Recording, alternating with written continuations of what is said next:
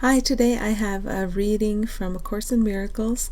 This is Chapter 9, Accepting the Atonement, Section 5, The Unhealed Healer. Okay, so paragraph 1. The ego's plan for forgiveness is far more widely used than God's. This is because it is undertaken by unhealed healers and is therefore the ego. I have to stop myself right now with a caution. It's not for me to call anyone else an unhealed healer, but it is for me to understand when I'm in the unhealed healer position, when I'm experiencing the effects of that. So it's a self-study course. The more I can apply it to me and not project it out there in the form of someone else, the better off I'll be. Okay. Let us consider the unhealed healer more carefully now. By definition, he is trying to give what he has not received. If an unhealed healer is a theologian, for example, he may begin with the premise, I am a miserable sinner, and so are you. If he is a psychotherapist, he is more likely to start with the equally incredible belief that attack is real for both himself and the patient, but that it does not matter for either of them. So what stood out for me here is, by definition, he is trying to give what he has not received. And this is meaningful for me right now in my own experiences. Wherever I feel I have tried to be of service and have tried to help, but then still not good feelings come up in me, and it seems maybe I haven't been as helpful as I hoped. This is me trying to give what I have not received. And what I'm learning every day is I really do have to sink within to understand it's my perception that needs to get corrected, and to allow that perception to drink from the living waters first before I try to be of service and do it on my own terms, seemingly by myself. I'm learning more and more. Terrible idea. Always do everything with what is here for all of us. And how do we learn that? Well, that's what a day is for. We run into where we're enacting the unhealed healer, trying to help from a place that isn't healed, and we learn how to go within for healing. And then I do have something to share. Okay, paragraph 2. I have repeatedly said, and the I here is Jesus, that beliefs of the ego cannot be shared, and this is why they are unreal. How then can uncovering them make them real? Every healer who searches fantasies for truth must be unhealed, because he doesn't know where to look for truth, and therefore does not have the answer to the problem of healing. So part of that answer is you can look within everyone and everything for that answer. And the healing's alive in everyone and everything. And it's a misperception of my brother when I'm seeing anything other than the light he is, the innocence he is. So I project from fear, and I see forms based on that projection.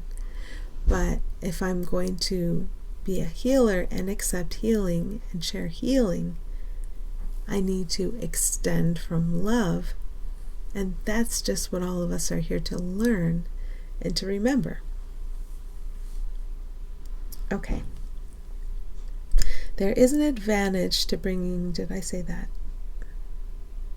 No, I didn't say that yet. Okay, paragraph 3. There is an advantage to bringing nightmares into awareness, but only to teach that they are not real, and that anything they contain is meaningless. The unhealed healer cannot do this because he does not believe it. All unhealed healers follow the ego's plan for forgiveness in one form or another. If they are theologians, they are likely to condemn themselves, teach condemnation, and advocate a fearful solution. Projecting condemnation onto God, they make him appear retaliative and fear his retribution. What they have done is merely to identify with the ego, and by perceiving what it does, condemn themselves because of this confusion. It is understandable that there have been revolts against this concept, but to revolt against it is still to believe in it. So there doesn't need to be any struggle here or judgment. But back to, there is an advantage in bringing nightmares into awareness, but only to teach that they are not real and that anything they contain is meaningless. So this is why I stop throughout the day when I don't feel good, because I've believed in ego thought, which is a nightmare, and it's also meaningless. It's unreal, it's a nightmare, it's meaningless.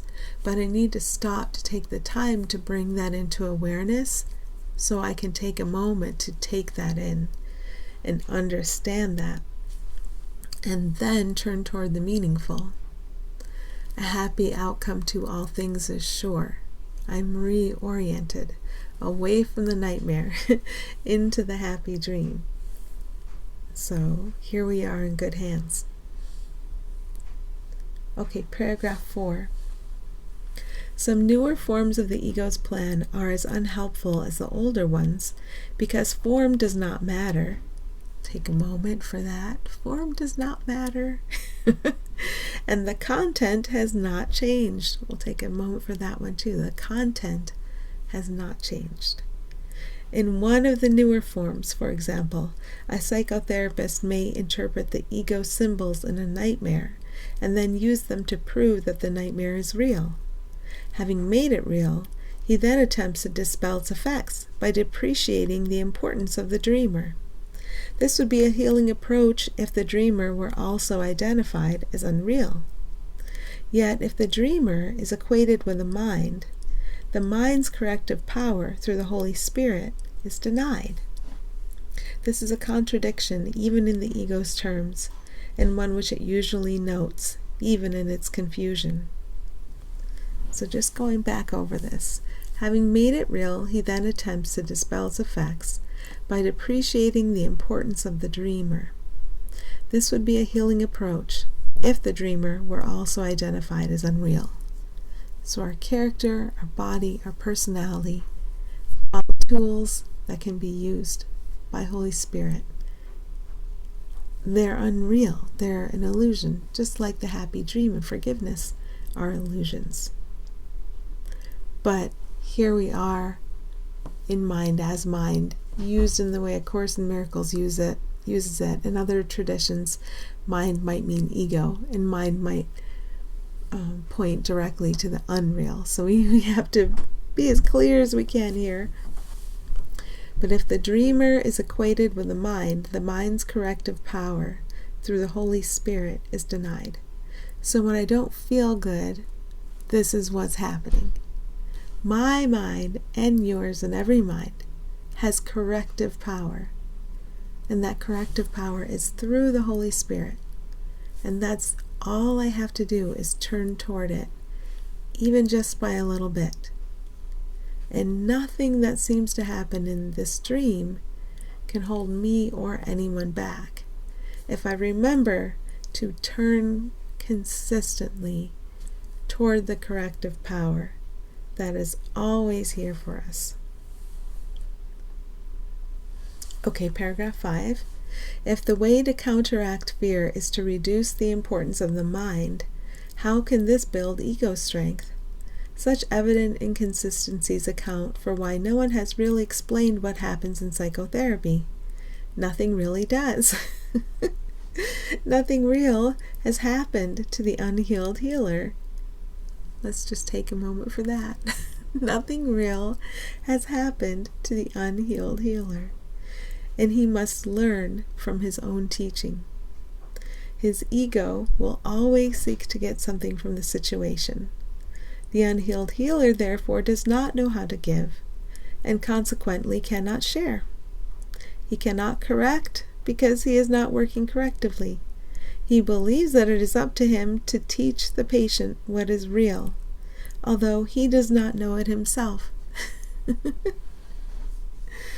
So back to his ego will always seek to get something from the situation.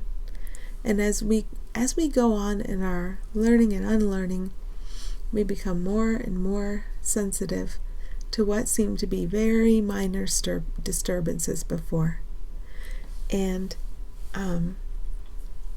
whenever I don't feel good, my ego, not me, but my ego, the thing I think is me that isn't me, is trying to get something from a situation.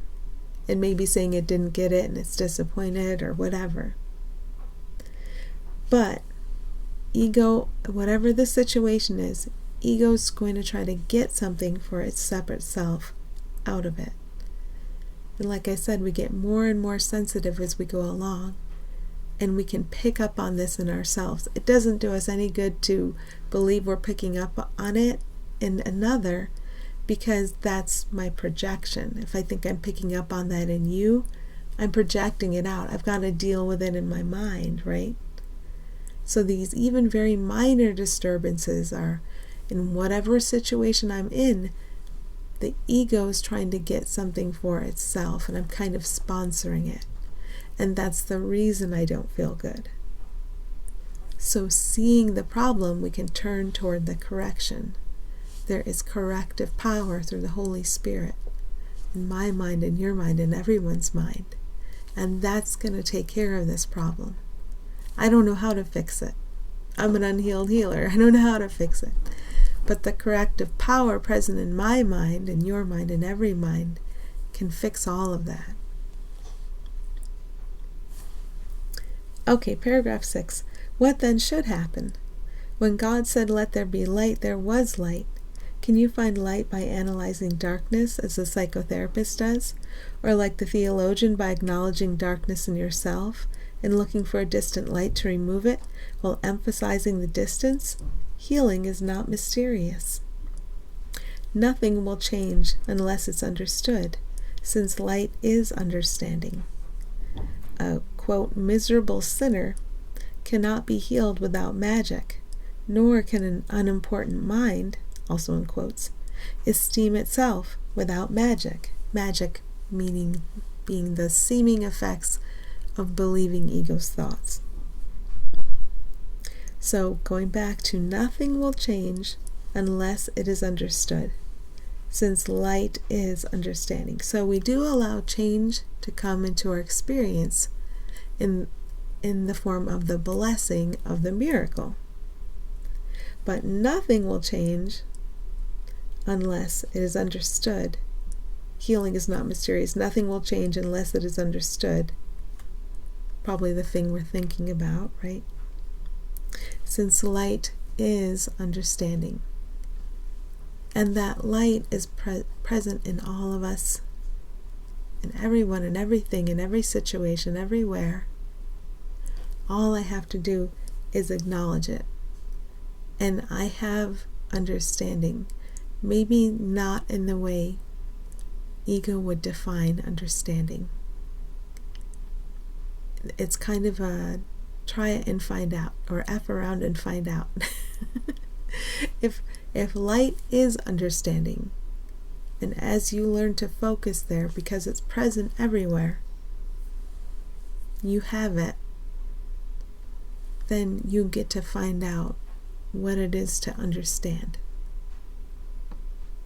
And I say this still running into plenty of bumps in the road where I have turned away from understanding. So here we are, and today's a day for healing. Okay. Paragraph 7. Both forms of the ego's approach, then, must arrive at an impasse, the characteristic impossible situation to which the ego always leads. It may help someone to point out where he is heading, but the point is lost unless he is also helped to change his direction. The unhealed healer cannot do this for him, since he cannot do it for himself. The only meaningful contribution the healer can make is to present an example of one whose direction has been changed for him and who no longer believes in nightmares of any kind. The light in his mind will therefore answer the questioner, who must decide with God that there is light because he sees it, and by his acknowledgement the healer knows it is there. That is how perception ultimately is translated into knowledge. The miracle worker begins by perceiving light, and translates his perception into sureness by continually extending it and accepting its acknowledgement.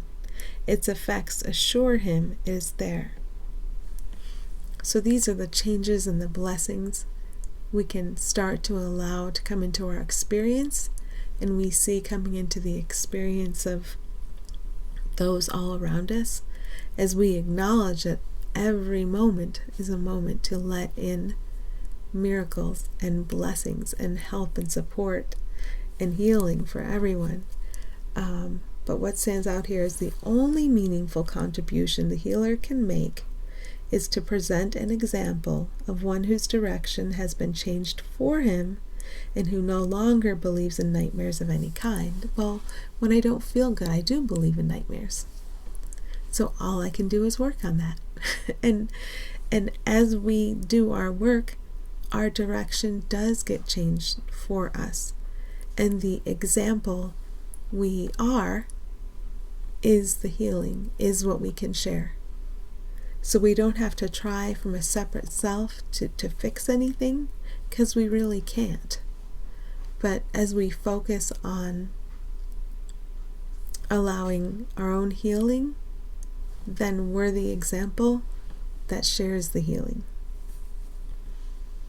Okay. Paragraph 8. A therapist does not heal. He lets healing be. He can point to darkness, but he cannot bring light of himself, for light is not of him. Yet being for him, it must also be for his patient. So the therapist and patient are roles, like bodies, personalities, pasts. Those are what we made to confuse us, and that's not the light. But if I look beyond the role of the therapist, that being, all beings are the light, and the light is here for us. Okay, so the Holy Spirit is the only therapist. He makes healing clear in any situation in which he is the guide. You can only let him fulfill his function. He needs no help for this. This is a big lesson I'm learning. Every day, he will tell you exactly what to do to help anyone he sends to you for help, and will speak to him through you if you do not interfere. Remember that you choose the guide for helping, and the wrong choice will not help. But remember also that the right one will. Trust him, for help is his function, and he is of God. As you awaken other minds to the Holy Spirit through him, and not yourself, you will understand that you are not obeying the laws of this world, but the laws you are obeying work. The good is what works is a sound, though insufficient statement. Only the good can work. Nothing else works at all. So back to he will tell you exactly what to do to help anyone he sends to you for help, and will speak to him through you if you do not interfere. Now, I've had to learn through interfering and interfering not working how to find the thoughts that are causing my interfering, set those down, reorient, a happy outcome to all things is sure, and learn little by little how to allow Spirit to do its work without my interference. Still learning and unlearning. Okay, paragraph 9. This course offers a very direct and a very simple learning situation, and provides the guide who tells you what to do. If you do it, you will see that it works. Its results are more convincing than its words. They will convince you that the words are true. By following the right guide, you will learn the simplest of all lessons. By their fruits ye shall know them, and they shall know themselves.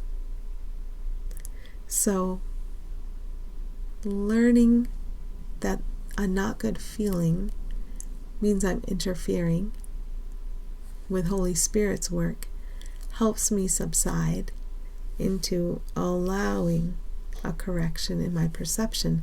How have I been seeing my brothers? As suffering is beyond help? How could I see them? Could I see them helped, assisted, healed?